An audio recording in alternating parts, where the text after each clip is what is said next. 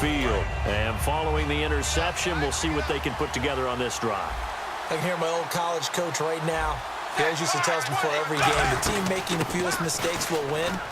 What they're hoping is that that last mistake is their only one of the game. Coaches, that's all they talk about, turnovers, right? Minimizing those and maximizing opportunities. 8 yards to go here on second down. That's a good play by the guys on the defensive side of the ball. Held them to a gain of 2. And that changes the playbook a little bit now for the guy calling plays. 2nd and 8. Now he's got to probably think about going to the air instead of maybe staying with the ground game. And they're able to get this one across the 35. For so many years, I was convinced it was a myth, because you always hear about the smaller running back. Oh, he gets lost, you can't find him, and sometimes that's part of his genius.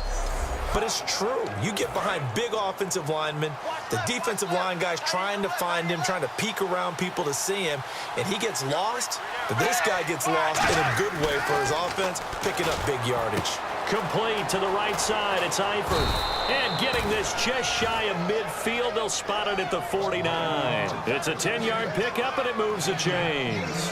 And when you're playing a quarterback with some experience and some moxie, you enter the danger zone when you decide to blitz him, because if he's able to diagnose as he did on that play, he can hurt you downfield. He reads defenses so well, doesn't he? He really does, and the best part about that play for him, I don't think that was his primary target. I don't think so either. I think he had the read, figured out where the blitz was coming from, and went to a secondary target for a really nice game. And he'll give it here to his running back. No gain on the play there, 2nd down. But at least he was able to break that initial contact, or it could have been a loss. Yeah, give credit to the defensive player, though. What did he do? Made him slow down, slow up his feet, and allowed the rest of the guys to get there to finish him off. They'll run again with Bernard. And again, he's going to be stopped up right at the line of scrimmage. It'll be a loss of a yard, and that's going to lead to a 3rd and 11. One of the beauties of a 3-4 defense is that you have flexibility with your linebackers, and you can put them in different spots. But one of the downsides is an offensive team that's committed to running the football, you can get your big offensive linemen up on linebackers quicker, and that usually gives you an advantage in running it.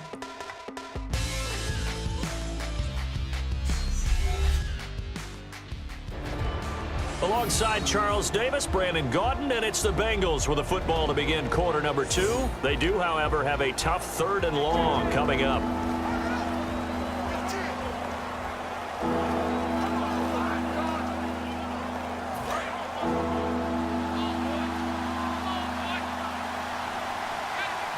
They send Green to the left on his own. Play action now. Dalton. Under heavy pressure, and down goes Dalton on the sack. The 6-time Pro Bowler Terrell Suggs in there to get him for a loss of 9, and that'll lead to 4th down. Man, he got in there so quickly, Charles. What could the offense have done to adjust and account for that? But what you're hoping is that you figure out and you see and get a clue that maybe there's going to be some pressure coming at you, and you change the blocking schemes. Maybe you go to max protection. The biggest one is maybe you bring your running back in to try and keep you clean. But in that case, that didn't happen. 0 accountability, and a sack resulted. So here's the 2014 Pro Bowler. That's Kevin Huber on to kick this one away. Back deep for the Ravens, Michael Campanaro. And now we've got whistles. I think we had a defender too eager to go for the block. Encroachment, defense.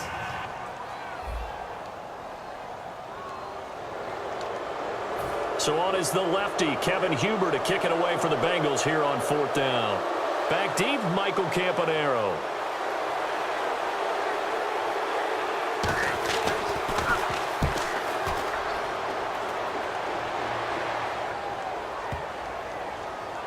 And a great job here. This is going to turn out to be a beauty. This is marked down at about the 3-yard line. The Ravens offense now, they get ready to head back on the field. And they're not going to play this conservative, I don't think. They had the field goal last time, and they're up, but they're looking to put a drive in the end zone. Oh, I agree with you totally. No one goes out on the field and says, all right, let's just settle for 3, except in certain situations, trying to ice a game, that sort of deal. Most of the time, it's end zone, and that's what you're thinking, and I believe that's exactly what they're thinking as they begin this one. Yeah, no quarterback ever goes out there saying, hey, let's get 3, right? Not one that I've ever met. Finding time, and he is out of bounds up past the 10. It'll go as a gain of 10 there. So much goes into a successful play, doesn't it? How about that play action there, freezing the defense just enough to bring the tight end free downfield for the completion.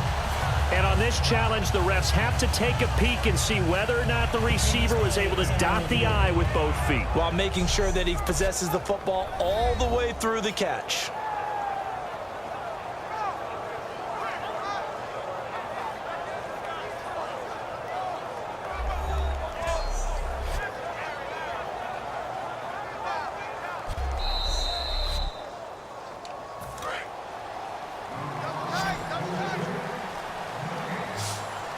Well, he challenged the play. It did not pay off. And that means he lost a timeout in that challenge. And as a coach, you hate that. Don't know if you took the advice of the player, you threw it yourself, but it didn't go your way. At the end of the day, it all comes back to the head coach. He has the final determination on whether to actually challenge the play or not. In this case, it didn't pay off for him. And that's got to be so heartbreaking. You throw that flag, you probably feel really confident, and then all of a sudden, boom, you lose the challenge. Yeah, when you take a look at it, you're throwing that flag because you believe you're going to be right. And when it comes back the other way, you have to regroup. No gain on that one as it brings up a 3rd and 10. Well, a well-executed blitz, no doubt. Great job by the linebacker. Maybe the quarterback, if he could have seen that, could have audibled there. Yeah, he needed to be in a different play because that one just meshed perfectly for the defense. All the gaps were filled except for the one the offense really wanted to run through, and that was filled by a big man wanting to make a tackle. And he made a great tackle.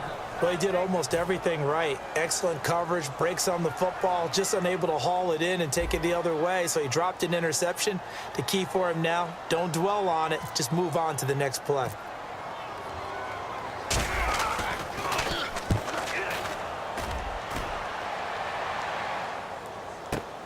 Jones on the return.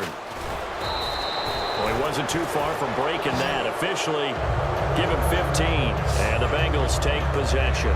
Now the Cincinnati offense ready to see what they can do here. The crowd maybe losing just a little bit of the edge after back-to-back punts. They want some big plays. They want to see some offense. They want to see somebody break away, whether it's through the air or on the ground. Now it'll be interesting to see where the patience is on both sides. Each head coach, can you hang in there and not try and force something that could put your team in some jeopardy? A 1-yard gain could look like a disaster. It all depends on how the game is going. Is it a series of 1-yard gains running the ball? If that's the case, you might have to start thinking about throwing it a little bit more. But if it's just the occasional 1-yard run, hey, congratulations to the defense. They won that one. Come back and get them the next time. Timing's crucial in any route thrown, but when you throw an out, so many things are going through the mind of the receiver. Catching the ball, timing it up with the quarterback. Are my feet going to get down inbounds? On that play, all those things going through his head might have caused him to drop it. He's got his man here. It's Green. A really nice gain of 25 yards. So he makes the grab and the chains move forward. Nice job by the offensive line giving them time to complete that first down pass.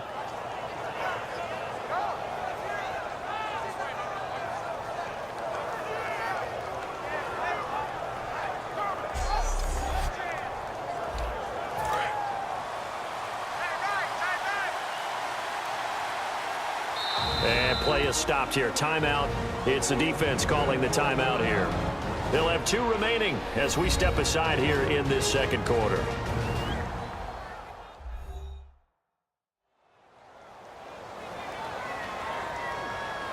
So the defense had a chance to catch their breath, and now they're back out and ready. So here we go, 1st and 10 now.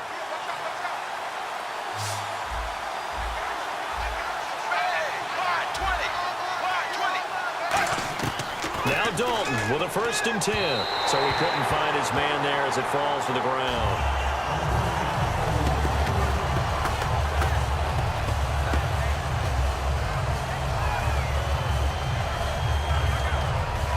And on 2nd and 10 now.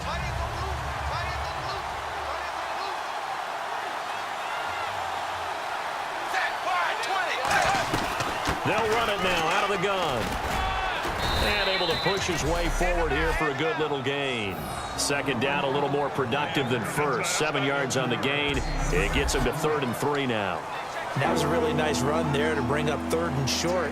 After the incompletion on 1st down, it's awfully nice to have a running back that you can hand it to and put you back in a good situation. Well, they brought in an extra defensive back here, so probably not expecting a run on 3rd and 3. A good call. And Tate's got it. And he will be knocked down hard, but he will have the 1st down. They get 9 out of that one, and as a result, the drive continues. Red zone opportunity.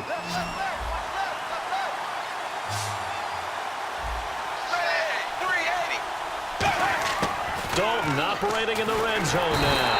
And no escaping this time as he'll go down. They got him for a sack.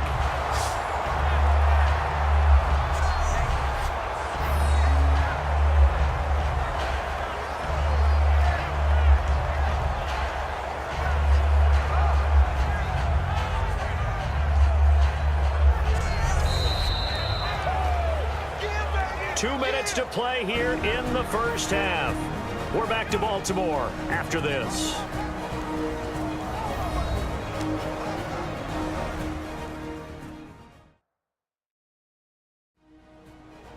We remind you that coming up at halftime, we'll take you to Orlando and Larry Ridley. Larry will have highlights.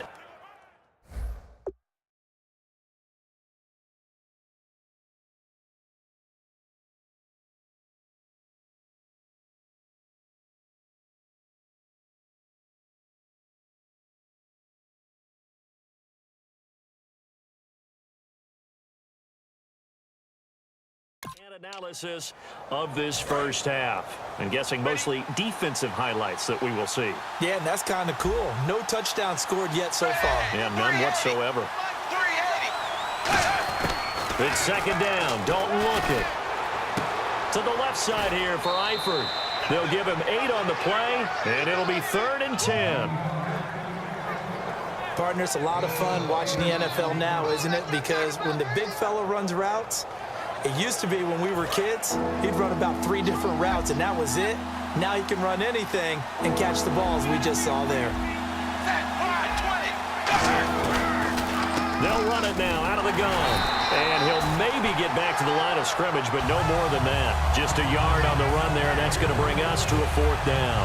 Partner, that's another short run there, and I think the easy thing is to look at them right now and say, let's get away from them entirely. Let's start throwing the football, but I don't think you ever entirely abandon the run. It helps set a tone for the game for you, keeps your offensive linemen feeling good about themselves, and it actually tamps down a defense's pressure because if you just throw it all the time, it's going to tee off with the pass rush. So this offensive unit, they've now had 3 drives, and they only have 3 points to show for it. Payoff is the key for everything. How many offenses have we talked to that say we have to finish drives? Thus far, this team hasn't finished it quite the way they wanted to. To return, here's Michael Campanaro. And he will be brought down here at about the 17-yard line. The Ravens offense now, they get set to head back on the field. And a tight game after punting last time. See if they can get something going on this drive. As they head to the field now, with the game this close, you've got to feel there's a sense of urgency for them going on offense right now. But they have to do it without letting panic creep in and affect their play. Unable to connect there on the pass play. Everything about that play tells you about today's NFL offenses and what they're asking out of running backs. You can't just be a guy who can run the football. You have to be able to catch it as well, and he didn't get that done on that play.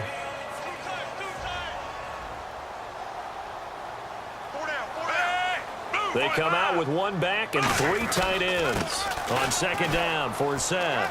And some room to roam now. Cuts it out to the sideline.